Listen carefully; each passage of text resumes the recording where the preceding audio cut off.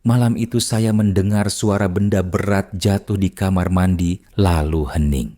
Tak ada sahutan dari istri saya, Bu Sri. Padahal air masih mengalir deras. Saat saya dobrak pintu, tubuhnya tergeletak di lantai telanjang basah kuyup dan punggungnya mengerikan.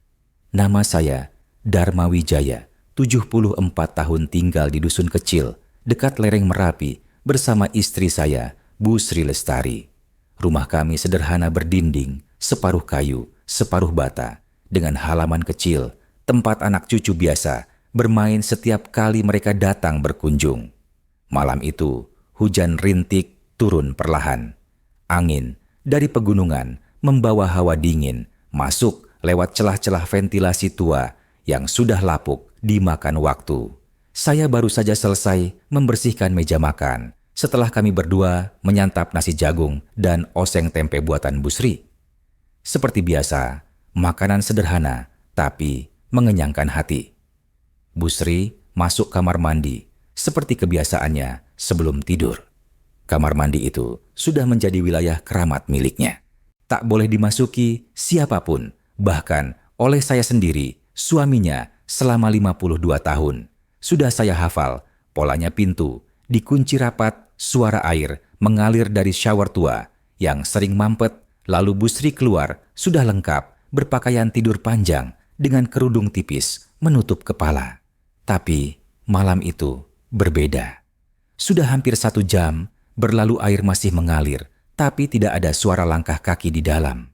Tidak ada suara ember plastik, tidak ada suara gayung yang biasa berbenturan dengan dinding. Kegelisahan mulai merambat di dada saya. Saya mengetuk pintu pelan-pelan. Bu, sudah selesai. Tidak ada jawaban, hanya gemericik air yang terus mengalir tanpa henti. Saya ketuk lebih keras sampai buku-buku jari terasa perih. Tetap hening, hanya suara air dari shower tua yang bocor itu. Tiba-tiba terdengar suara keras. Brak, sesuatu yang berat jatuh menghantam lantai keramik basah. Suara itu membuat seluruh tubuh saya membeku seketika. Jantung berdegup tidak beraturan seperti ingin melompat keluar dari dada. Bu Sri, saya panggil dengan suara gemetar. Bu, jawab saya. Panik mulai menguasai pikiran. Berbagai bayangan buruk berputar-putar di kepala. Tidak ada jawaban, tidak ada gerakan.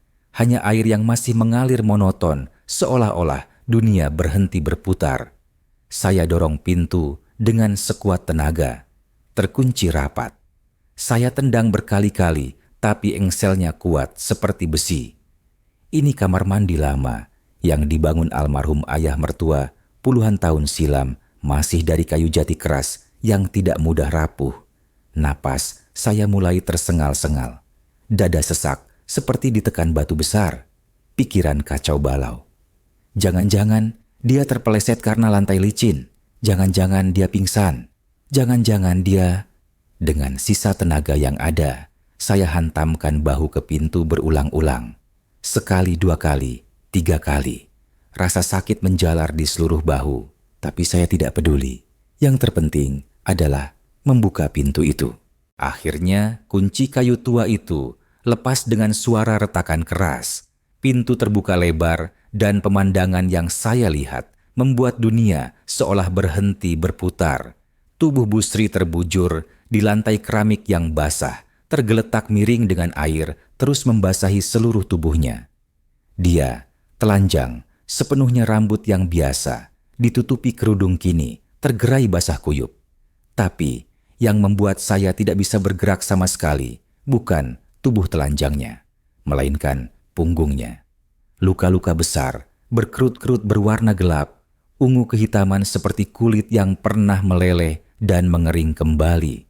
Bekas-bekas itu menjalar dari tengkuk sampai pinggang, membentuk pola yang mengerikan, seperti peta neraka yang terukir di kulit manusia. Saya mundur setengah langkah, mulut menganga, tanpa bisa mengeluarkan sepatah kata pun. Seluruh tubuh gemetar hebat. Dunia terasa berputar perlahan-lahan. Di tengah suara air yang masih mengalir deras, saya mendengar suara isakan pelan. Bu Sri menangis. Mata Bu Sri terbuka perlahan menatap saya Dengan pandangan kosong bercampur panik, tangannya yang gemetar mencoba menutup tubuhnya sia-sia, sementara mulutnya berteriak dengan suara pecah dan histeris. "Mas tidak boleh lihat," jeritnya putus asa. "Mas tidak boleh lihat saya seperti ini, jijik." Mas pasti merasa jijik. Saya tersadar dari keterpakuan. Dengan tergesa-gesa, saya ambil handuk besar yang tergantung di dinding membungkus tubuhnya yang gemetar hebat. "Bu, tidak apa-apa. Saya di sini," bisik saya mencoba menenangkan, meski suara saya sendiri bergetar. Saat saya coba membantu mengangkat tubuhnya, Bu Sri menolak keras. Tangannya mendorong saya menjauh. Jangan sentuh saya." "Saya tidak mau. Saya tidak mau. Mas tahu betapa rusaknya tubuh ini." Tapi tubuhnya terlalu lemah untuk melawan. Kakinya gemetar, tidak terkendali, hampir tidak bisa menopang berat badan sendiri. Akhirnya, saya tetap mengangkatnya dengan hati-hati, seperti mengangkat bayi yang baru lahir.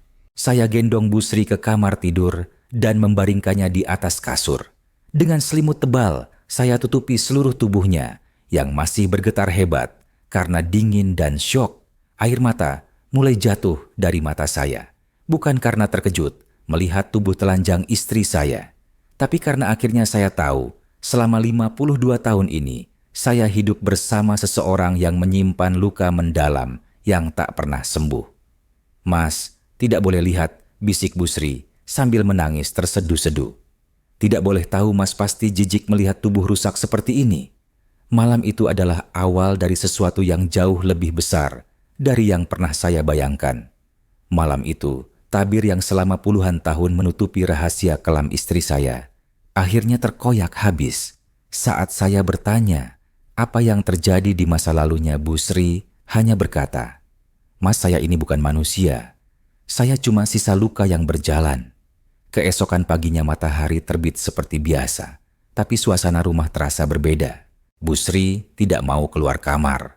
Dia hanya berbaring membelakangi pintu menatap jendela dengan pandangan kosong. Selimut tebal masih membungkus tubuhnya rapat-rapat, seolah-olah itu satu-satunya pelindung dari dunia luar yang kejam. Saya bawa secangkir teh manis hangat yang biasa dia minum setiap pagi. Gula merah dan sedikit jahe, persis seperti kesukaannya. Tapi dia bahkan tidak menoleh ketika saya letakkan cangkir itu di meja samping tempat tidur. "Bu," saya coba bicara pelan-pelan sambil duduk di tepi kasur. "Saya bukan merasa jijik. Saya memang kaget tadi malam, tapi saya tetap sayang sama ibu seperti dulu." Bu Sri masih diam. Hanya suara napasnya yang terdengar berat dan tidak teratur. Sesekali tubuhnya bergetar sedikit, seperti menahan tangisan.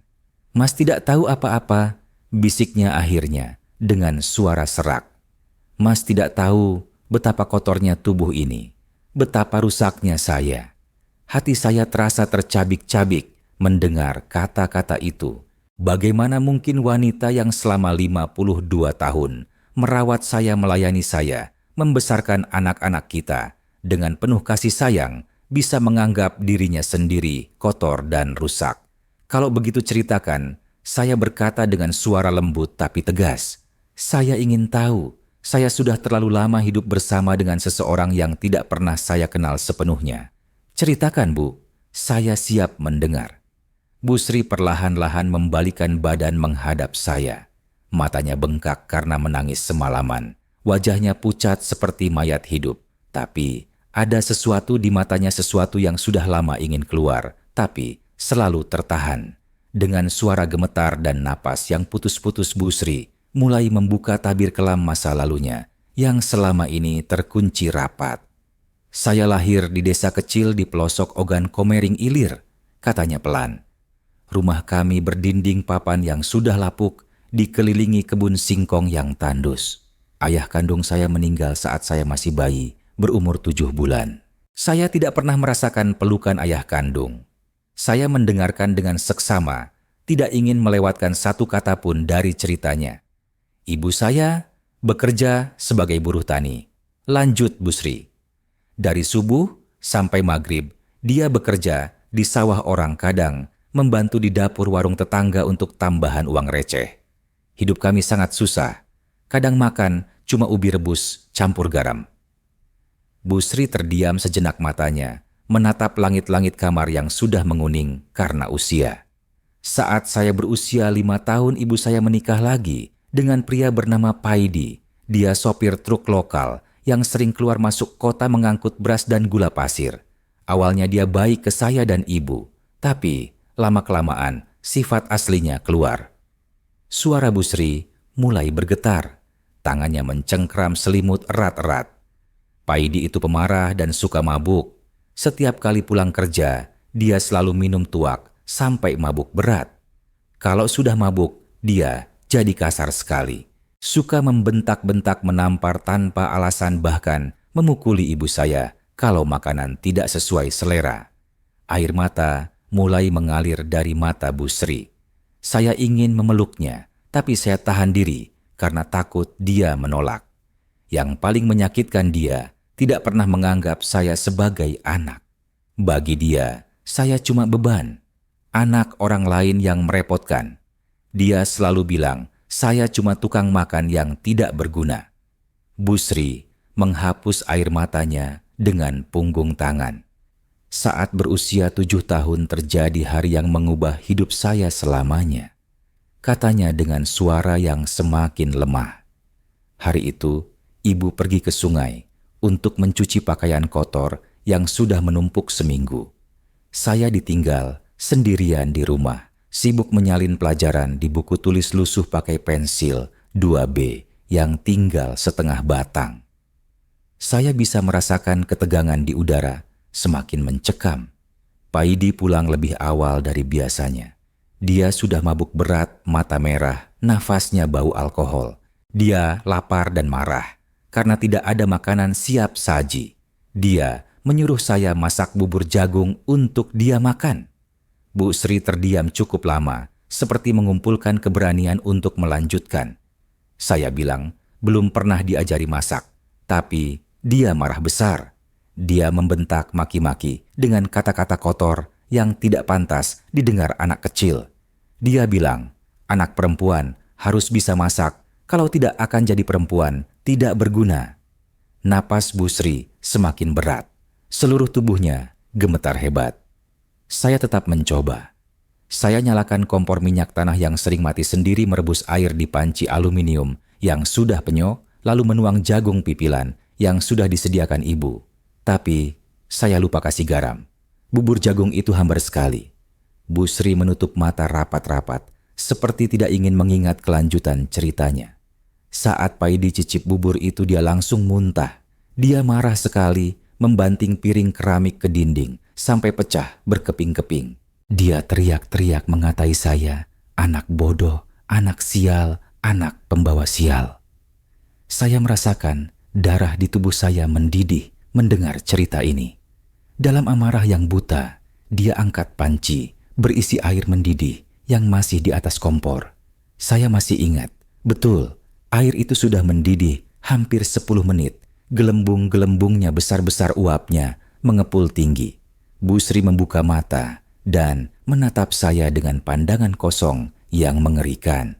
Tanpa berpikir panjang, dia siramkan seluruh isi panci itu ke punggung saya. Air mendidih itu langsung melepuhkan kulit saya. Rasa sakitnya seperti api neraka yang membakar seluruh tubuh. Saya tidak bisa menahan air mata.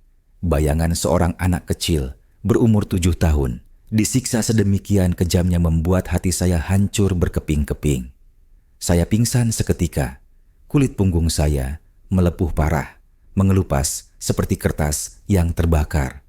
Darah bercampur air panas menggenang di lantai tanah yang retak-retak. Bu Sri menangis terseduh-seduh, tapi dia tetap melanjutkan ceritanya, seolah-olah ini adalah pengakuan terakhir sebelum kematian. Ibu saya pulang dan melihat saya tergeletak di lantai dengan punggung yang sudah hangus. Dia menjerit sekeras-kerasnya sampai tetangga sebelah rumah berdatangan. Mereka semua syok melihat kondisi saya. "Bagaimana dengan Paidi?" tanya saya dengan suara geram. "Dia kabur." Pas dengar ibu saya teriak-teriak, dia langsung kabur ke belakang rumah dan menghilang. Dia tahu apa yang sudah dia lakukan. Bu Sri mengusap hidungnya yang meler. Saya dibawa ke RSUD Palembang dengan mobil pinjaman kepala desa. Perjalanan 3 jam itu seperti neraka. Setiap lubang di jalan membuat punggung saya terasa terbakar lagi. Di rumah sakit saya dirawat selama 3 bulan. Setiap hari, punggung saya dibalut perban yang harus diganti berkali-kali. Setiap ganti perban seperti disiksa lagi. Saya menangis setiap hari karena perih yang tidak tertahankan. Saya tidak bisa membayangkan penderitaan yang dialami Bu Sri kecil saat itu. Yang paling menyakitkan hati, tidak ada satu kali pun Paidi datang menjenguk. Dia menghilang begitu saja, seperti tidak pernah ada. Ibu saya berbohong ke semua orang, termasuk dokter dan polisi. Dia bilang, saya jatuh kena air panas saat masak sendiri. Kenapa ibu Anda tidak melaporkan kejadian? Sebenarnya, tanya saya, tidak habis pikir. Ibu takut, jawab Bu Sri lemah. Takut kalau Paidi ditangkap, kami tidak punya lagi sumber penghasilan. Takut kalau tersebar nama keluarga kami jadi aib. Jadi dia memilih diam dan berbohong. Tidak ada laporan polisi sama sekali. Tidak ada keadilan. Hanya luka rasa sakit dan keheningan yang mencekam. Bu Sri terdiam cukup lama sebelum melanjutkan. Setelah 3 bulan dirawat, saya akhirnya pulang. Tapi punggung saya sudah tidak pernah sama lagi. Kulitnya penuh bekas luka bakar yang mengerikan keriput keras berwarna gelap, seperti daging yang terbakar dan mengering. Sejak saat itu hidup saya berubah total. Saya mulai hidup dengan baju lengan panjang. Setiap hari tidak pernah ikut olahraga di sekolah. Tidak pernah mandi di sungai bersama teman-teman. Tidak pernah ganti baju di depan siapapun. Bu Sri menatap saya dengan mata yang penuh luka. Di sekolah, kalau ada teman yang tidak sengaja melihat punggung saya, saat ganti baju olahraga mereka langsung menjauh. Mereka panggil saya makhluk aneh, anak rusak, anak setan. Kata mereka, saya pasti berbuat dosa besar sampai Allah menghukum saya dengan luka seperti itu. Hati saya terasa diperas mendengar perlakuan kejam orang-orang terhadap Bu Sri kecil. Sejak saat itu saya percaya bahwa saya memang bukan manusia utuh. Saya adalah luka berjalan. Saya adalah aib hidup. Saya adalah sesuatu yang harus disembunyikan dari dunia. Bu Sri menatap saya dengan mata berkaca-kaca. Saya pikir saya akan mati sendirian tanpa pernah ada yang mau menerima saya apa adanya. Tapi saya bertemu Mas di musyola itu, dan justru itu yang membuat saya semakin takut. Takut kenapa, Bu? Tanya saya lembut. Takut suatu hari Mas akan melihat siapa saya sebenarnya. Takut Mas akan tahu betapa rusaknya tubuh ini. Dan takut itu terbukti benar malam kemarin. Bu Sri menangis lagi, kali ini lebih keras. Sekarang Mas sudah tahu. Mas sudah melihat semuanya. Dan saya yakin Mas pasti menyesal pernah menikahi makhluk rusak seperti saya. Saya kira waktu akan menyembuhkan. Tapi justru pernikahan kami berubah jadi panggung sandiwara penuh cinta.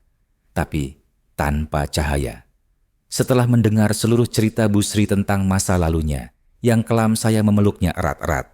Tidak peduli, dia menolak atau menerima saya peluk tubuh gemetar itu sekuat tenaga. Bu, bisik saya di telinganya. Mas tidak pernah menyesal menikahi ibu. Tidak pernah. Yang Mas sesali adalah kenapa Mas baru tahu sekarang kenapa ibu tidak pernah cerita dari dulu. Bu Sri menangis di pelukan saya. Tangisan panjang yang sepertinya sudah ditahan puluhan tahun. Mas tidak mengerti, katanya tersedu-sedu. Mas tidak tahu rasanya hidup dengan tubuh yang rusak seperti ini. Setiap hari saya melihat cermin dan merasa jijik dengan diri sendiri. Saya lepaskan pelukan dan menatap matanya yang bengkak. Coba ibu ceritakan bagaimana kita bisa bertemu dan menikah dulu. Mas ingin tahu semuanya. Dari awal. Bu Sri menghapus air matanya dan mulai bercerita lagi dengan suara yang masih gemetar. Kami bertemu saat pengajian remaja di musyola kecil di dekat Pasar Godean. Mas, waktu itu masih penyiar muda di radio lokal. Saya berusia 19 tahun, baru pindah dari Sumatera bersama ibu setelah Paidi menghilang, entah kemana. Saya masih ingat hari itu. Gadis muda yang selalu duduk di pojok belakang memakai kerudung besar dan kebaya panjang yang menutupi seluruh tubuhnya. Saya selalu pilih duduk paling pojok. Lanjut Bu Sri. Jauh dari orang-orang tidak banyak bicara, tapi saya suka cara Mas menyimak ceramah Ustadz dengan serius. Ada kedamaian di wajah Mas yang membuat saya merasa aman. Mas dulu sering melirik ke arah saya kan? Tanya Bu Sri dengan senyum tipis. Saya tersenyum. Iya Bu, dari pertemuan kedua Mas sudah tertarik. Bukan karena cantik atau apa, tapi karena cara Ibu duduk tenang dan khusyuk, seolah-olah pengajian itu satu-satunya hal yang bisa memberikan ketenangan batin. Setelah beberapa kali pertemuan Mas memberanikan diri minta izin ke ibu saya untuk melamar. Waktu itu saya panik, setengah mati. Bu Sri terdiam sejenak seperti mengingat-ingat masa lalu. Ibu saya langsung setuju. Dia senang sekali karena selama ini khawatir saya tidak akan pernah menikah karena kondisi tubuh saya. Tapi saya minta waktu 3 hari untuk salat istikharah. 3 hari itu saya hampir tidak tidur, kata Bu Sri. Saya bingung harus bagaimana. Di satu sisi saya senang ada yang mau melamar. Tapi di sisi lain saya takut setengah mati. Bagaimana kalau nanti Mas tahu kondisi tubuh saya? Bagaimana kalau Mas jijik dan menyesal? Saya mendengarkan dengan seksama. Ternyata sejak awal Bu Sri sudah menyimpan kegelisahan yang luar biasa. Akhirnya saya putuskan menerima lamaran Mas, tapi dengan syarat-syarat tertentu. Saya bilang ke ibu saya, tidak perlu pesta besar, cukup akad sederhana di rumah, dan tidak perlu rias pengantin yang mencolok. Saya masih ingat pernikahan sederhana kami. Hanya ada keluarga dekat nasi tumpeng buatan tetangga kendang Jawa yang dimainkan Bapak RT dan lantunan solawat dari grup ibu-ibu pengajian. Malam pertama kita di penginapan lawas milik sepupu ibu di kawasan Kaliurang. Lanjut Bu Sri. Mas ingat tidak? Tentu saja saya ingat. Malam yang aneh dan membingungkan. Saya masuk kamar mandi hampir 1 jam. Saya mandi berkali-kali pakai sabun sampai kulit perih, berharap bisa membersihkan luka-luka di punggung ini. Tapi tentu saja tidak bisa. Bu Sri menatap langit-langit kamar. Ketika keluar dari kamar mandi, saya matikan semua lampu. Saya tidak memberi kesempatan sedikit pun buat Mas melihat tubuh saya. Saya cuma bolehkan Mas menyentuh ujung jari tangan saya. Saya ingat kebingungan saya malam itu. Saya pikir Bu Sri hanya malu karena masih gadis atau mungkin terlalu menjaga adab. Makanya saya menghormati dan tidak memaksa. Mas waktu itu baik sekali, kata Bu Sri dengan suara lembut. Mas tidak memaksa, tidak marah, tidak protes. Mas cuma bilang tidak apa-apa, kita pelan-pelan saja. Tapi ternyata malam-malam berikutnya pun selalu begitu. Selalu dalam gelap. Tidak ada pelukan hangat, tidak ada tatapan mesra. Hanya keheningan dan tubuh yang selalu menghindar. Bu Sri terdiam sejenak. Bahkan ketika saya hamil anak pertama Mas, tidak pernah melihat perut saya membesar. Setiap saat di rumah saya pakai daster longgar yang menutupi semua bentuk tubuh. Saya selalu menunduk kalau berjalan takut Mas memperhatikan. Saya teringat masa-masa itu. Kehamilan pertama Bu Sri memang aneh. Saya hampir tidak pernah melihat bentuk perutnya yang membesar. Saat melahirkan pun Mas tidak boleh menemani di rumah bersalin. Saya bilang ke Mas, tunggu di luar saja. Saya tidak mau Mas melihat saya dalam kondisi seperti itu. Kenapa Ibu tidak pernah cerita alasannya? Tanya saya. Saya takut Mas, takut sekali. Kalau saya cerita pasti Mas akan minta lihat. Dan kalau Mas lihat, pasti Mas akan pergi meninggalkan saya. Air mata Bu Sri mengalir lagi. Jadi saya memilih menyimpan rahasia ini sendirian. Saya pikir lebih baik Mas tidak tahu sama sekali daripada tahu lalu pergi. Bu Sri melanjutkan ceritanya tentang masa-masa membesarkan anak-anak kami. Kita punya 3 anak Bagas Wulan dan Arifin. Semua lahir dengan selang 2-3 tahun. Saya merawat mereka dengan segenap cinta yang saya punya, tapi tetap menjaga rahasia tubuh saya. Saya teringat betapa sayangnya Bu Sri pada anak-anak. Dia, ibu yang sempurna, penuh kasih sayang, selalu sabar menghadapi tingkah laku mereka. Saya tidak pernah menyusui di hadapan Mas. selalu di kamar terpisah dengan pintu terkunci.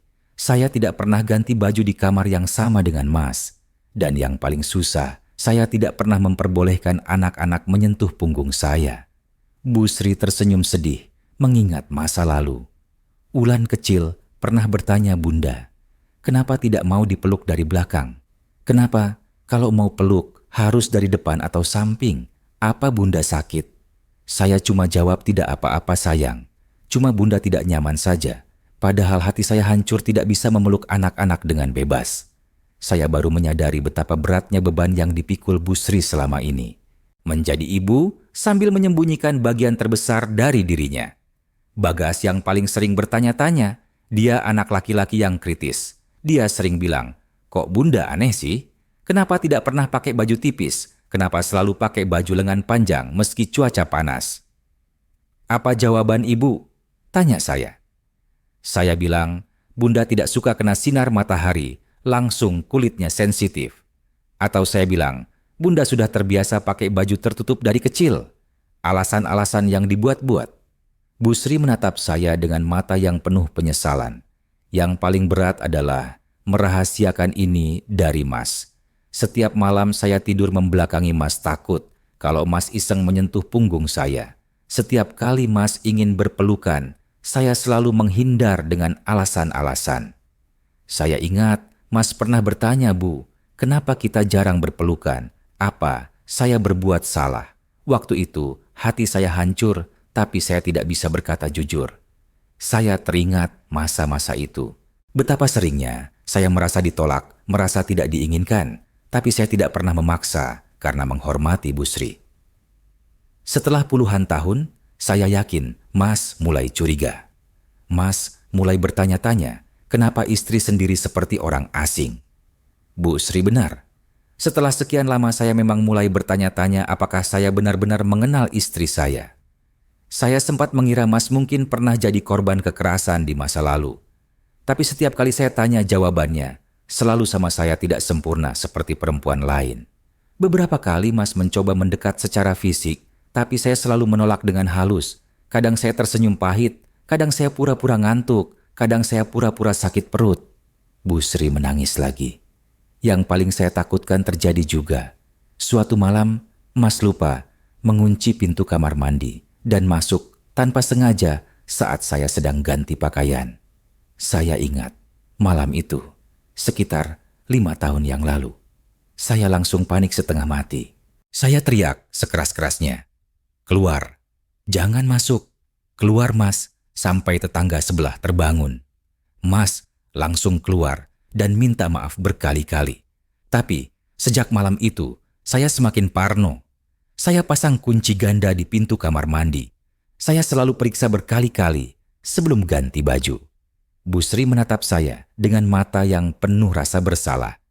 Saya tahu Mas bingung dengan sikap saya. Saya tahu Mas merasa seperti tinggal dengan orang asing, tapi saya tidak bisa berbuat apa-apa. Saya terlalu takut kehilangan Mas. Selama 30 tahun lebih kami menikah, saya hidup dalam ketakutan setiap hari. Takut suatu hari rahasia ini terbongkar, dan ternyata takut saya menjadi kenyataan kemarin malam. Bu Sri meraih tangan saya. Sekarang Mas sudah tahu semuanya. Mas sudah melihat betapa rusaknya tubuh istri Mas. Mas sudah tahu bahwa selama ini Mas hidup dengan perempuan yang menyembunyikan aib besar. Dan yang paling saya takutkan sekarang Mas pasti menyesal pernah menikahi saya. Waktu mulai mencuri satu persatu hal dari Bu Sri nama cucu, letak sendok arah kiblat. Tapi satu hal tak pernah hilang rasa takut kalau saya melihat tubuhnya. Setelah Bu Sri menceritakan seluruh kisah hidupnya, kami memeluk erat-erat dalam diam cukup lama. Saya rasakan tubuhnya yang gemetar perlahan-lahan mulai tenang. Air mata kami bercampur menjadi satu mencuci luka lama yang sudah terlalu lama tersimpan. Bu, bisik saya di telinganya. Mulai hari ini, tidak ada lagi rahasia di antara kita. Tidak ada lagi rasa takut, tidak ada lagi rasa malu. Kita hadapi semuanya bersama-sama. Bu Sri mengangguk pelan masih terisak dalam pelukan saya. Tapi ternyata ujian hidup kami belum selesai. Justru setelah rahasia terbesar terkuak ujian yang lebih berat datang menghampiri. Semuanya bermula dari hal-hal kecil yang awalnya kami abaikan begitu saja. Bu Sri mulai sering lupa di mana meletakkan kunci rumah yang biasanya selalu dia simpan di tempat yang sama. Dia menaruh garam ke dalam teh manis pagi, mencampur sabun cuci dengan gula pasir saat masak oseng kangkung. Awalnya saya pikir itu cuma kelelahan atau stres karena habis menceritakan masa lalu yang traumatis. Tapi ketika Bu Sri lupa tanggal ulang tahun bulan yang ke-25 dan bahkan menyebut nama Bagas dengan nama Sutrisno, tetangga sebelah rumah, saya mulai khawatir serius. Bu, hari ini ulang tahun siapa? Tanya saya suatu pagi sambil menunjuk kalender di dinding. Bu Sri menatap kalender itu lama sekali, keningnya berkerut seperti sedang mengingat sesuatu yang sangat sulit. Ulang tahun, gumamnya bingung. Siapa ya kok saya lupa? Hati saya mulai cemas. Ulan adalah anak perempuan satu-satunya kami yang paling dekat dengan ibunya.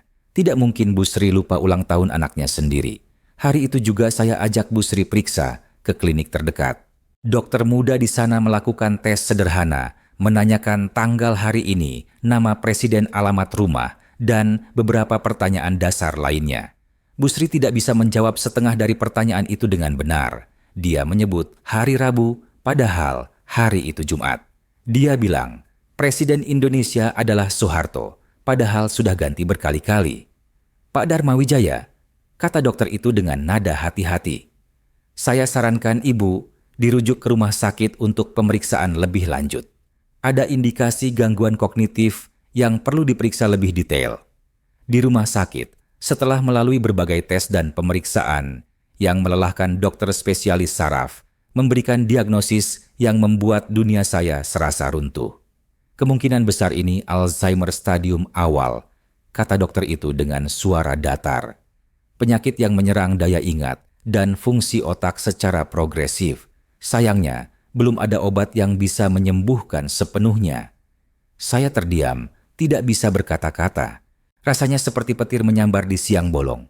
Bu Sri yang duduk di samping saya malah tersenyum samar dan berkata dengan nada aneh, akhirnya Allah kasih jalan biar saya bisa benar-benar lupa. Perkataan Bu Sri itu mencengkeram hati saya. Apakah dia menganggap penyakit ini sebagai hadiah untuk melupakan trauma masa lalunya? Sejak diagnosis itu, perubahan pada Bu Sri mulai terlihat jelas dari hari ke hari. Dia makin sering termenung kosong, duduk di kursi plastik, di teras, sambil menatap langit yang berubah-ubah warna tanpa berkedip. Kadang dia bangun jam 2 dini hari dan keluar ke teras, duduk sendirian, menatap langit gelap penuh bintang.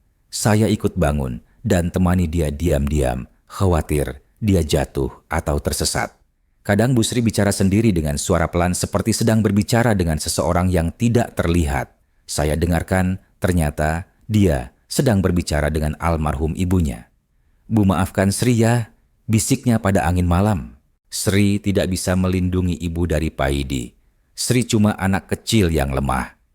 Air mata saya mengalir mendengar Bu Sri berbicara sendiri seperti itu. Ternyata rasa bersalah terhadap ibunya juga masih tersimpan dalam hatinya.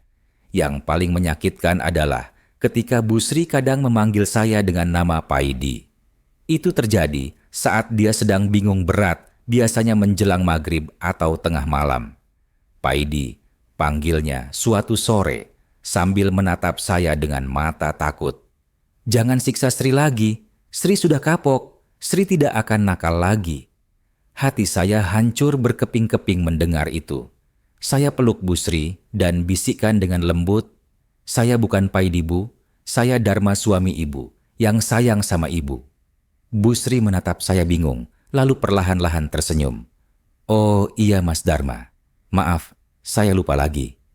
Bu Sri mulai kesulitan melakukan hal-hal sederhana yang dulu dia kuasai dengan sempurna. Dia lupa cara menyalakan kompor gas, bingung mencuci baju dengan mesin cuci, bahkan kadang lupa cara mengenakan mukena untuk sholat. Tapi ada satu hal yang tidak pernah berubah, bahkan semakin kuat larangan untuk siapapun melihat atau menyentuh tubuhnya. Meski ingatannya mulai kabur rasa takut dan malu terhadap luka, di punggungnya tetap tertanam kuat. Suatu hari terjadi kejadian yang memicu kecurigaan saya lebih dalam lagi. Bu Sri keluar dari kamar mandi dalam keadaan telanjang, seperti lupa cara berpakaian atau lupa di mana dia meletakkan handuk. Saya buru-buru ambil sarung dan tutupi tubuhnya. Tapi yang membuat saya terpukul bukan sekadar melihat tubuh telanjang istri saya, melainkan tatapan kosong di matanya, seolah-olah tubuh itu bukan miliknya sendiri. "Bu, ini tubuh siapa?" tanya saya mencoba menguji. Bu Sri menatap tubuhnya sendiri dengan bingung. "Entahlah, tubuh siapa ya, ini kok jelek sekali." Saat itu saya mulai menyadari betapa dalamnya luka psikologis Bu Sri. Bahkan saat ingatannya mulai kabur, dia tetap merasa asing dengan tubuhnya sendiri. Anak-anak saya Bagas, Wulan, dan Arifin mulai khawatir dan menyarankan untuk memanggil perawat lansia atau pembantu yang bisa membantu merawat ibu mereka. Tapi Bu Sri menolak keras. "Jangan ada orang lain," katanya dengan nada panik. "Saya cuma percaya sama Mas Dharma. Cuma Mas Dharma yang boleh lihat saya." Akhirnya, saya putuskan untuk belajar sendiri cara merawat pasien Alzheimer. Saya tonton video-video di internet, baca buku-buku, bahkan konsultasi dengan perawat di puskesmas setempat. Saya belajar cara membantu Bu Sri mandi tanpa membuatnya merasa terancam. Saya mandikan dia dengan mata tertutup, hanya menggunakan kain basah hangat, sambil terus mengajak bicara agar dia merasa tenang. Setiap pagi, saya sisir rambutnya yang mulai memutih dengan lembut sambil menceritakan hal-hal indah yang pernah kami alami bersama. Saya buatkan teh manis hangat dengan takaran yang tepat, persis seperti kesukaannya. Saya bacakan surat-surat pendek dari Al-Quran yang biasa dia baca saat masih sehat, dengan harapan suara-suara familiar itu bisa memberikan ketenangan di tengah kebingungannya. Tapi setiap kali saya menyentuh atau hanya mendekati punggungnya Bu Sri, langsung gemetar dan menjauh. Refleks takut itu seperti tertanam sangat dalam, bahkan lebih kuat dari hilangnya memori. "Jangan sentuh punggung saya," bisiknya dengan suara gemetar, meski matanya sudah tidak fokus. "Punggung saya rusak, jelek, jangan disentuh." Saya tidak pernah memaksa. Saya hormati batas-batas yang dia buat, meski hati saya sakit melihat penderitaannya. Yang membuat saya semakin sedih adalah ketika Bu Sri kadang tidak mengenali anak-anaknya sendiri. Wulan datang berkunjung, tapi Bu Sri menatapnya seperti orang asing. "Siapa yang Mbak ini?" tanya Bu Sri sambil berbisik ke telinga saya. "Cantik sekali. Anak siapa ya?" Wulan menangis di pelukan saya setelah pulang. "Kok Mama tidak kenal saya lagi, Pak? Padahal saya anaknya." "Sabar, Nak." Saya hibur sambil mengelus punggung Wulan. "Mama sakit, tapi cintanya sama kalian tidak pernah hilang, cuma tersimpan di tempat yang sulit dijangkau." Satu malam, saya terbangun karena mendengar suara isakan tertahan dari kamar sebelah. Saya bangun dan temukan Bu Sri duduk di bawah jendela, membungkus dirinya dengan selimut tebal, seperti anak kecil yang ketakutan. Saya duduk di sampingnya tanpa berkata apa-apa. Kami diam cukup lama, hanya mendengar suara jangkrik dan angin malam yang berhembus pelan. "Mas," bisik Bu Sri tiba-tiba. "Saya tahu Mas lihat semuanya malam itu. Punggung saya yang rusak, tubuh saya yang jelek. Saya malu, tapi Mas tidak pergi. Kenapa?" Saya terkejut mendengar Bu Sri bicara dengan jernih di tengah kebingungannya. "Karena saya cinta, Bu," jawab saya pelan. "Bukan tubuh ibu yang saya cinta, tapi semua yang ada pada ibu, termasuk luka-luka ibu. Itu adalah bagian dari kisah hidup ibu, bagian dari kekuatan ibu." Bu Sri menangis dalam keheningan malam, tangisan yang panjang dan dalam. "Mas," katanya dengan suara bergetar, "jangan tinggalkan saya ya. Meski Mas melihat betapa rusaknya saya, jangan pergi seperti orang-orang lain." Saya peluk Bu Sri erat-erat di bawah cahaya bulan yang menembus jendela kamar. "Tidak akan pernah, Bu. Sampai nafas terakhir saya akan di sini. Menemani ibu, merawat ibu, mencintai ibu apa adanya." Bu Sri tertidur di pelukan saya malam itu. Tidur yang tenang untuk pertama kalinya sejak lama. Dan saya tahu, meski ingatannya mulai kabur cinta di antara kami, akan selalu terang benderang. Tapi, saya juga mulai menyadari waktu kami bersama sudah tidak banyak lagi. Alzheimer adalah penyakit yang tidak kenal ampun. Cepat atau lambat, dia akan mengambil Bu Sri sepenuhnya dari saya.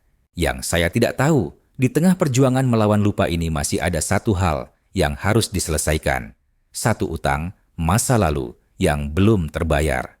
Dan tanpa saya sadari, Bu Sri sendiri yang akan memberikan petunjuk untuk menemukan keadilan yang sudah terlalu lama tertunda. Bu Sri bukan satu-satunya korban. Saya akhirnya tahu ayah tiri itu ternyata masih hidup dan dia menyiksa lebih dari satu anak. Setelah pengakuan Bu Sri malam itu, di bawah cahaya bulan, saya tidak bisa tidur dengan tenang berhari-hari. Wajah Bu Sri yang gemetar tubuhnya, yang bergetar ketakutan, dan kalimat, saya cuma sisa luka yang berjalan, terus berputar-putar di kepala saya, seperti lagu yang tidak bisa dihentikan. Setiap malam, saya berbaring di kasur, menatap langit-langit kamar yang gelap, bertanya-tanya, siapa sebenarnya Paidi itu? Apakah benar dia hanya bayangan masa lalu yang sudah hilang? Atau dia masih berkeliaran di dunia ini, mungkin menyakiti orang lain? Pikiran itu tidak membiarkan saya tenang. Saya tidak bisa tinggal diam begitu saja. Saya tidak bisa membiarkan monster itu pergi tanpa membayar dosanya. Tidak adil Bu Sri menanggung luka seumur hidup, sementara pelakunya hidup tenang-tenang saja. Saya mulai mencari jejak Paidi secara diam-diam, tanpa memberitahu Bu Sri yang kondisinya semakin lemah karena Alzheimer. Saya tidak mau dia tambah stres memikirkan masa lalu yang kelam. Langkah pertama saya adalah membuka kotak besi tua warisan almarhum ibu mertua yang sudah bertahun-tahun tersimpan di loteng. Kotak itu berkarat, kuncinya sudah patah, isinya berdebu dan lembab karena jarang dibuka. Di dalam kotak itu, saya temukan harta karun berupa dokumen-dokumen lama yang sangat berharga.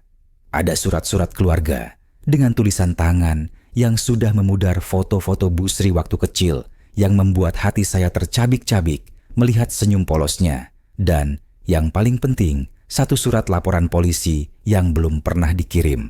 Surat itu ditulis tangan oleh almarhum Ibu Bu Sri dengan tinta biru yang sudah pudar. Tulisannya rapi tapi gemetar, seperti ditulis dalam keadaan marah dan sedih bercampur aduk. Lengkap dengan nama pelapor, nama korban, dan yang paling penting, nama lengkap pelaku, yaitu Paidi bin Wargo.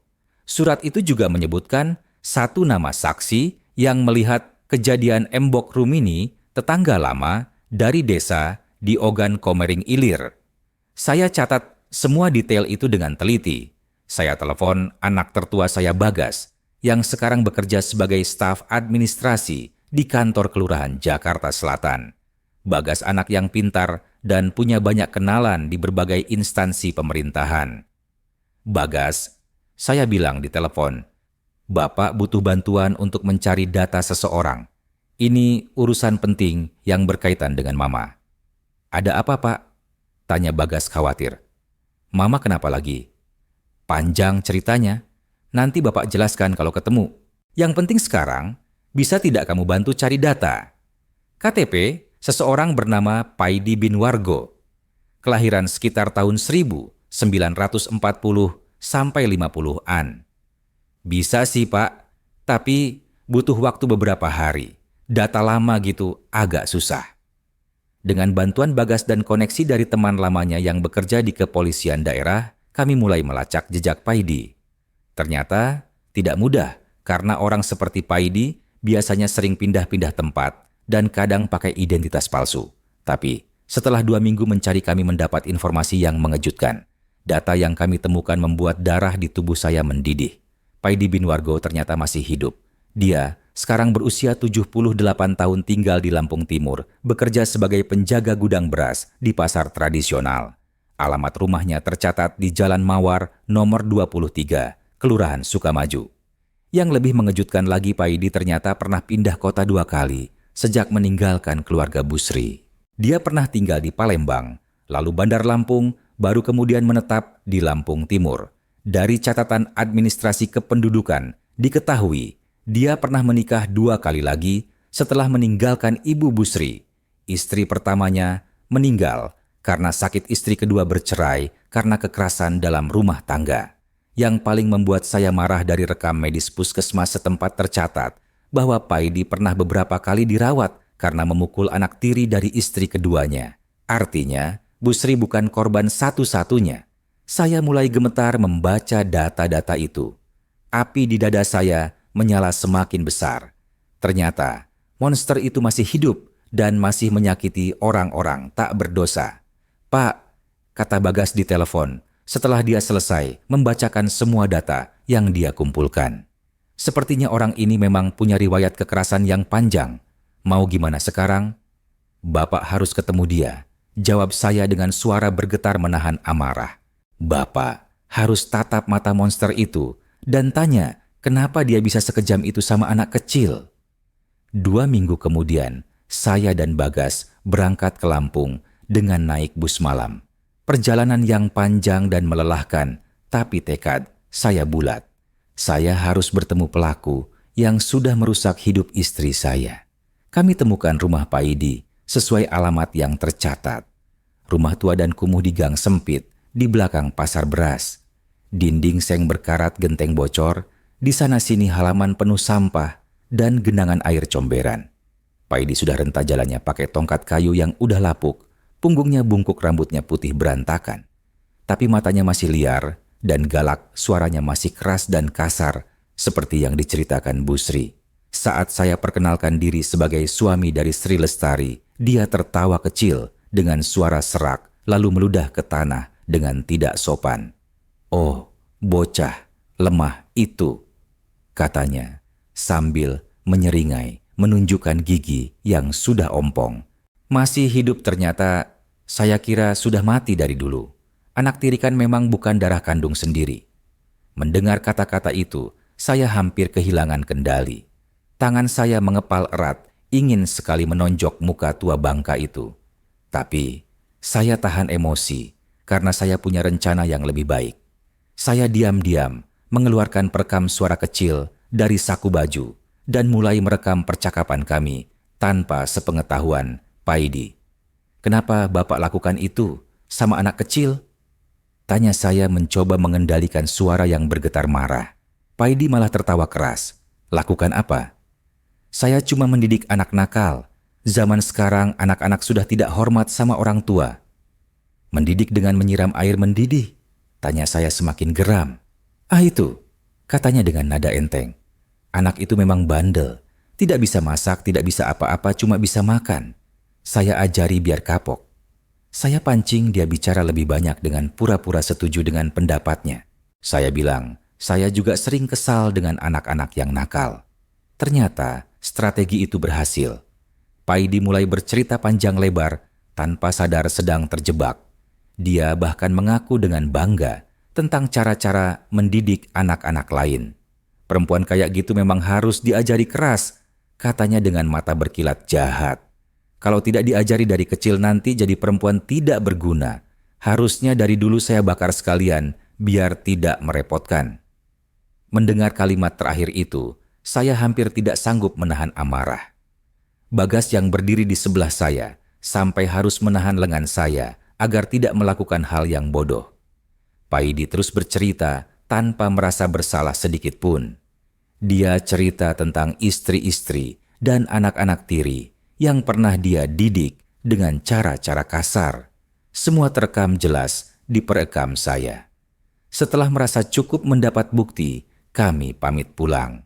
Paidi masih tertawa dan berpesan, kalau ketemu bocah itu lagi bilang dia beruntung masih hidup sampai sekarang. Perjalanan pulang ke Yogyakarta terasa sangat berat. Hati saya dipenuhi amarah dan kesedihan yang mendalam. Bagaimana bisa ada manusia sekejam itu di dunia ini? Sampai di rumah saya langsung hubungi LSM, pendamping korban kekerasan dalam rumah tangga dan kekerasan terhadap anak yang ada di Yogyakarta. Saya serahkan rekaman percakapan itu kepada mereka.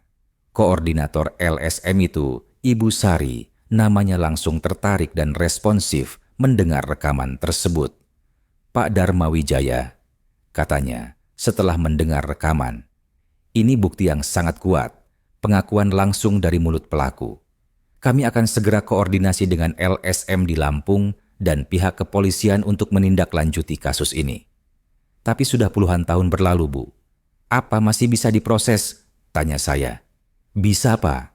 Tidak ada daluarsa untuk kekerasan terhadap anak. Apalagi kalau pelakunya terbukti melakukan hal serupa berulang kali kepada korban lain." Ibu Sari menyebarkan rekaman itu lewat akun media sosial resmi LSM mereka. Dalam waktu 3 hari, rekaman percakapan saya dengan Paidi menjadi viral di berbagai platform. Reaksi masyarakat sangat keras. Banyak yang marah dan geram mendengar pengakuan Paidi yang tidak merasa bersalah sama sekali.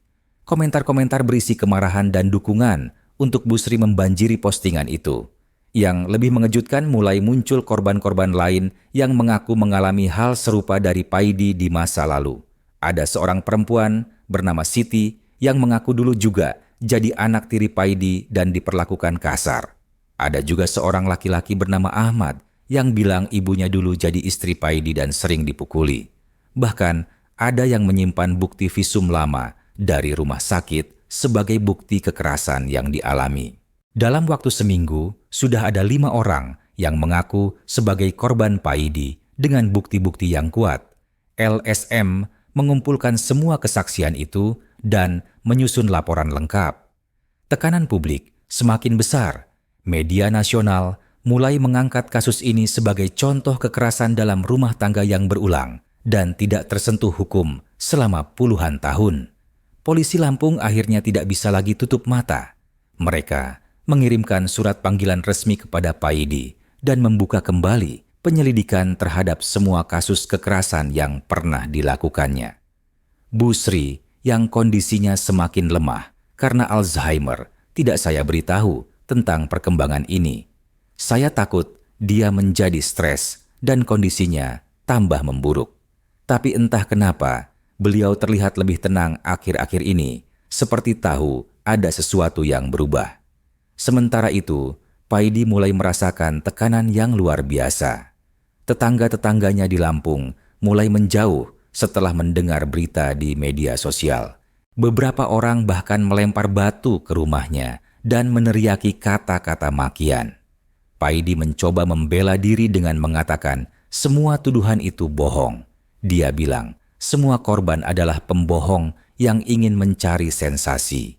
Dia bahkan sempat mendatangi kantor polisi untuk melaporkan balik menuduh saya dan LSM melakukan fitnah.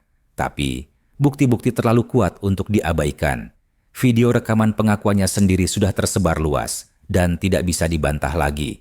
Belum lagi kesaksian dari korban-korban lain yang semakin banyak bermunculan. Seorang jurnalis investigasi dari media nasional bahkan datang khusus ke Lampung untuk menggali lebih dalam kasus ini. Dia mewawancarai tetangga-tetangga Paidi mantan majikannya dan orang-orang yang pernah kenal dia. Ternyata cerita-cerita mengerikan tentang Paidi masih banyak lagi. Ada saksi yang bilang pernah dengar suara anak kecil menangis kesakitan dari rumah Paidi di malam hari. Ada yang bilang pernah lihat Paidi memukul anak tiri dengan kayu bakar. Seorang tetangga tua bahkan bercerita, Paidi itu memang orangnya kasar dari dulu. Kalau sudah marah siapa saja bisa jadi sasaran. Kasihan anak-anak yang jadi korbannya. Tekanan media dan masyarakat membuat polisi tidak bisa lagi menunda-nunda. Mereka akhirnya mengeluarkan surat perintah penangkapan resmi terhadap Paidi atas tuduhan kekerasan dalam rumah tangga dan penganiayaan anak secara berulang. Penangkapan dilakukan pada malam hari di rumah Paidi yang sudah dikelilingi wartawan dan massa yang marah. Video penangkapan itu juga tersebar luas di media sosial. Dalam video itu terlihat Paidi masih berteriak membela diri. "Kalian semua salah. Perempuan-perempuan itu pembohong. Mereka cuma mau cari perhatian. Saya tidak pernah berbuat jahat." Tapi tidak ada yang peduli dengan teriakan Paidi. Masyarakat sudah muak dengan orang-orang seperti dia yang lolos dari hukuman selama puluhan tahun. Kasus ini menjadi viral di media sosial dengan tagar yang dibuat para aktivis keadilan untuk Bu Sri dan tidak ada toleransi untuk kekerasan anak.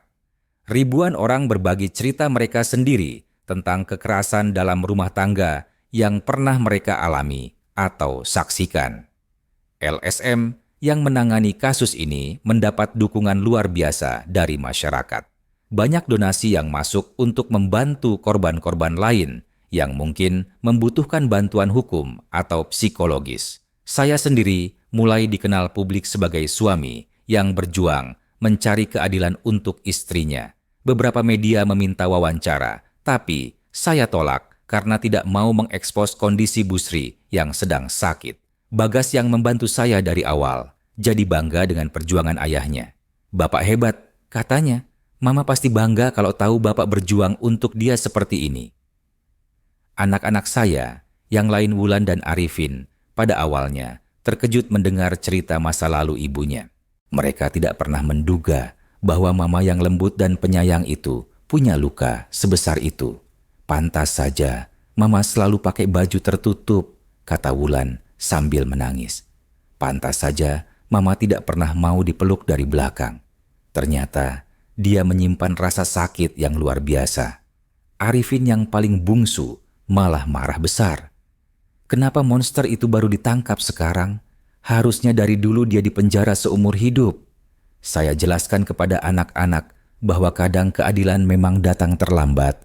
Tapi yang penting, sekarang Paidi akhirnya harus mempertanggungjawabkan perbuatannya. Kasus Paidi mulai disidangkan di Pengadilan Negeri Lampung Timur. Saya dan beberapa korban lain datang sebagai saksi. Melihat Paidi duduk di kursi terdakwa dengan borgol di tangan memberikan kepuasan tersendiri. Selama persidangan Paidi masih bersikeras tidak bersalah. Dia bilang semua korban mengada-ada dan dia cuma melakukan pendisiplinan yang wajar sebagai ayah tiri.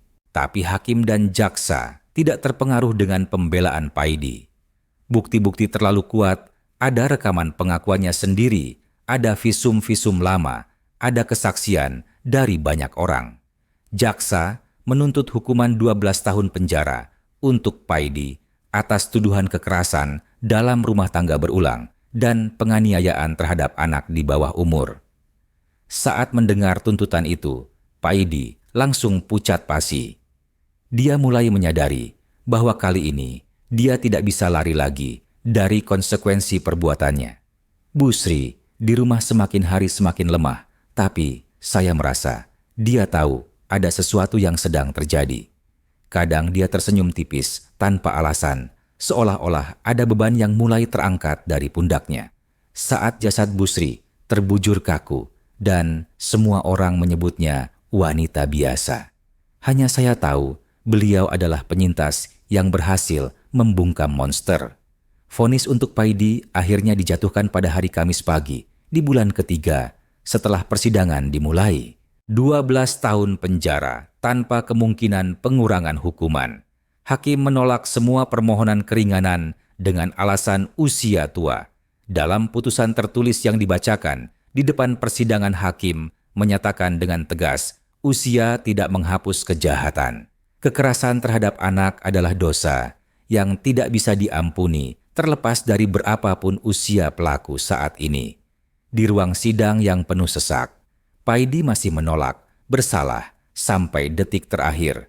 Wajahnya pucat seperti mayat hidup tubuhnya yang kurus lunglai di kursi terdakwa. Tapi matanya masih menyala dengan kemarahan dan keangkuhan. "Saya tidak bersalah," teriaknya saat vonis dibacakan. "Kalian semua salah. Mereka semua pembohong yang ingin menghancurkan hidup saya." Tapi tidak ada seorang pun yang peduli dengan teriakan putus asanya. Keadilan sudah terlambat puluhan tahun, tapi akhirnya datang juga. Saya duduk di bangku penonton, merasakan campuran kepuasan dan kesedihan yang aneh. Kepuasan karena akhirnya monster yang melukai istri saya harus membayar dosanya. Kesedihan karena Bu Sri tidak bisa menyaksikan momen kemenangan ini dalam kondisi sadar. Setelah persidangan selesai, saya langsung pulang ke Yogyakarta. Bu Sri kondisinya semakin memburuk. Alzheimer sudah memasuki stadium lanjut Dia hampir tidak mengenali siapapun lagi, termasuk saya yang sudah merawatnya puluhan tahun. Tapi ada sesuatu yang aneh dan mengharukan. Meski ingatannya hampir hilang, total Busri terlihat lebih tenang dan damai akhir-akhir ini. Wajahnya tidak lagi menunjukkan ketakutan seperti dulu. Seolah-olah beban berat yang selama ini dia pikul sudah terangkat. Hari-hari terakhir Busri berlangsung dengan tenang namun berat. Setiap sore, saya duduk di samping tempat tidurnya, membacakan ayat-ayat suci Al-Quran dengan suara pelan. Surat-surat pendek yang biasa dia hafal saat masih sehat, Al-Fatihah, Al-Ikhlas, An-Nas, Al-Falaq. Busri hanya mendengarkan dengan mata terpejam. Kadang bibirnya bergerak pelan mengikuti bacaan saya. Mungkin dalam kekaburan ingatannya, dia masih ingat ayat-ayat itu. Mas, bisiknya suatu malam dengan suara yang sangat lemah. Sudah waktunya ya? Hati saya tercabik mendengar pertanyaan itu. Tapi saya jawab dengan lembut. Kalaupun waktumu datang Bu Dunia, sudah tahu bahwa luka itu bukan salahmu. Monster yang melukai kamu sudah dihukum. Kamu menang, Bu. Busri tersenyum tipis, seolah-olah dia mengerti apa yang saya katakan. Busri wafat pada pagi hari yang cerah setelah salat subuh dalam tidur yang tenang. Saya menemukannya, tersenyum damai tangan, masih menggenggam tasbih kayu usang yang sudah jadi teman setianya selama bertahun-tahun. Saya peluk tubuh dingin itu, erat-erat menangis sepuasnya untuk pertama kali sejak lama. Tangisan pelepasan tangisan cinta tangisan, terima kasih atas semua yang sudah Busri berikan dalam hidup saya. Anak-anak langsung datang dari berbagai kota begitu mendengar kabar duka. Bagas dari Jakarta, Wulan dari Bandung, Arifin dari Surabaya. Mereka semua menangis melihat ibunya yang terbujur tenang di tempat tidur. Kami salatkan Busri di mushola yang sama, tempat kami pertama kali bertemu puluhan tahun lalu. Jamaah yang hadir sangat banyak, tidak hanya keluarga dan tetangga, tapi juga orang-orang yang mengenal kisah perjuangan Busri dari media. Setelah salat jenazah kami bawa Busri ke kampung halamannya di Sumatera untuk dimakamkan di samping makam almarhum ibunya.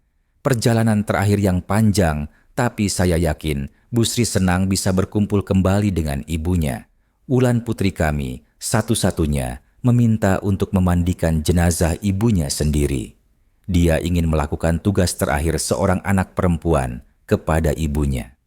Setelah selesai memandikan, Wulan keluar dari kamar dengan mata bengkak dan berkata kepada saya, "Pa, punggung Mama memang penuh luka. Tapi ini bukan luka biasa. Ini bukti bahwa Mama kuat. Mama adalah perempuan yang luar biasa kuat." Pemakaman Busri dihadiri ratusan orang. Ada yang datang dari jauh, ada yang saya kenal, ada yang tidak saya kenal. Ternyata kisah Busri sudah menyentuh hati banyak orang. Beberapa aktivis perempuan datang membawa karangan bunga dengan tulisan, "Untuk Busri penyintas yang menginspirasi." Ada juga perwakilan dari LSM yang membantu kasus Paidi membawa karangan bunga bertuliskan, "Terima kasih telah membuka jalan keadilan." Saat prosesi pemakaman berlangsung, saya berdiri di tepi liang lahat, menatap peti kayu sederhana yang berisi tubuh istri saya. Dalam hati saya berkata, "Busri, perjalanan kita di dunia sudah selesai, tapi kisah kamu akan terus hidup dan menginspirasi banyak orang." Setelah pemakaman, hidup saya terasa sangat sepi. Rumah yang dulu penuh dengan suara langkah kaki Busri dan aroma masakan hangatnya kini terasa hampa dan dingin. Tapi saya punya misi baru yang memberikan makna pada sisa hidup saya. Saya kumpulkan semua tulisan Busri yang tersimpan rapi di lemari catatan doa, harian catatan belanja sederhana, dan yang paling berharga, puisi-puisi kecil yang dia tulis diam-diam tanpa sepengetahuan siapapun. Puisi-puisi itu sangat sederhana, tapi menyentuh hati. Ada yang berisi doa untuk anak-anak, ada yang berisi harapan untuk hidup yang lebih baik, ada yang berisi perjuangan melawan rasa takut dan malu. Salah satu puisi yang paling membekas di hati saya berbunyi, "Tubuh ini penuh luka, tapi hati masih bisa mencinta. Punggung ini retak-retak, tapi jiwa tidak pernah patah. Suatu hari dunia akan tahu bahwa luka bukan aib, tapi bukti kita pernah berjuang. Wulan mengambil inisiatif mengumpulkan semua tulisan ibunya dan menerbitkannya sebagai buku kecil berjudul Perempuan yang Tak Tampil di Cermin, mengambil dari salah satu puisi Busri yang menceritakan ketakutannya melihat refleksi diri sendiri. Buku itu diterbitkan oleh penerbit independen yang peduli isu sosial. Meski sederhana, buku itu mendapat sambutan luar biasa dari masyarakat. Dalam 3 bulan, buku itu sudah dicetak ulang 5 kali. Royalti dari penjualan buku itu kami sumbangkan untuk LSM yang menangani korban kekerasan dalam rumah tangga dan kekerasan terhadap anak. Busri pasti senang kalau tahu tulisan-tulisannya bisa membantu orang lain. Buku itu kemudian menjadi bacaan wajib dalam berbagai seminar dan diskusi tentang perempuan penyintas kekerasan di berbagai kota. Kisah Busri dijadikan contoh bagaimana seorang perempuan bisa tetap kuat dan tegar meski menghadapi trauma yang luar biasa berat. Anak-anak saya yang dulu tidak tahu apa-apa tentang masa lalu ibunya kini menjadi pembicara aktif dalam seminar-seminar tentang kekerasan tersembunyi dalam keluarga. Mereka bercerita bagaimana selama puluhan tahun mereka hidup tanpa menyadari penderitaan yang dialami ibu mereka. Kami belajar bahwa kekerasan dalam rumah tangga tidak selalu terlihat, kata Bagas dalam salah satu seminarnya. Kadang korban menyembunyikannya dengan sangat baik, bahkan dari keluarga terdekat. Wulan lebih fokus pada dampak kekerasan terhadap anak-anak. Sebagai anak, kami merasa bersalah, tidak pernah tahu penderitaan mama. Tapi kami juga belajar bahwa tidak semua korban siap bercerita, dan itu bukan salah mereka. Arifin yang paling muda jadi aktivis anti kekerasan anak. Dia sering bilang, kalau ada anak di sekitar kita yang mengalami kekerasan, jangan diam, laporkan. Jangan biarkan mereka mengalami luka seumur hidup seperti mama. Cucu-cucu saya yang masih kecil tumbuh dengan mendengar kisah keberanian Nenek Sri. Tapi kami ceritakan versi yang sesuai usia mereka tentang nenek yang sangat kuat menghadapi kesulitan hidup dan tidak pernah menyerah. Nenek Sri itu superhero, kata cucu saya yang sulung Andi dengan polosnya. Dia kuat sekali ya kakek. Iya, jawab saya sambil mengelus kepalanya. Nenek Sri adalah superhero yang paling kuat yang pernah kakek kenal. Setahun setelah Bu Sri wafat, Paidi meninggal di penjara karena sakit. Dia hanya menjalani hukuman selama 8 bulan. Kabar kematiannya saya terima dengan perasaan campur aduk. Di satu sisi lega, karena monster itu akhirnya benar-benar hilang dari dunia. Di sisi lain merasa belum puas, karena dia tidak merasakan hukuman penuh. Tapi kemudian, saya sadari yang terpenting bukan lamanya Paidi dihukum, melainkan fakta bahwa kebenaran sudah terungkap dan keadilan sudah ditegakkan. Bu Sri dan korban-korban lain mendapat pengakuan bahwa mereka adalah korban, bukan yang bersalah. Setiap malam, saya duduk di beranda rumah yang sama, tempat Bu Sri, dan saya dulu sering menyeduh teh bersama sambil menonton matahari terbenam.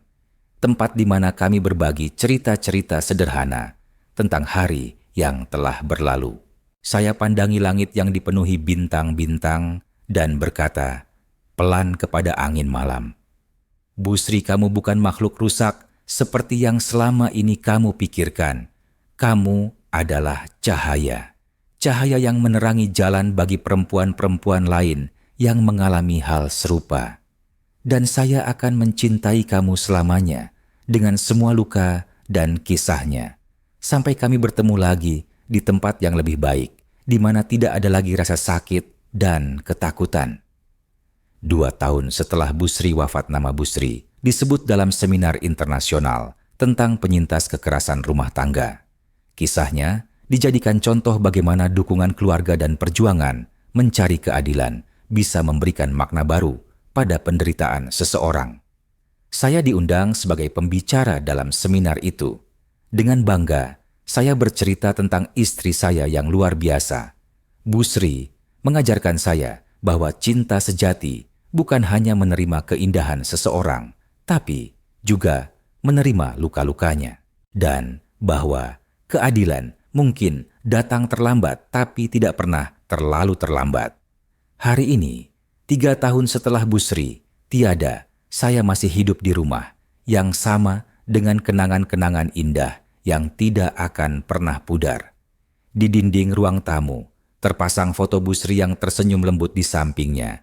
Tergantung sertifikat penghargaan dari LSM untuk Bu Sri Lestari, penyintas inspiratif. Dan saya tahu dimanapun Bu Sri berada, sekarang dia akhirnya bebas dari rasa takut dan malu. Dia akhirnya bisa berdiri tegak dengan bangga. Karena dunia tahu siapa dia sebenarnya, bukan perempuan rusak, tapi perempuan yang tidak pernah runtuh meski diterjang badai yang sangat dahsyat.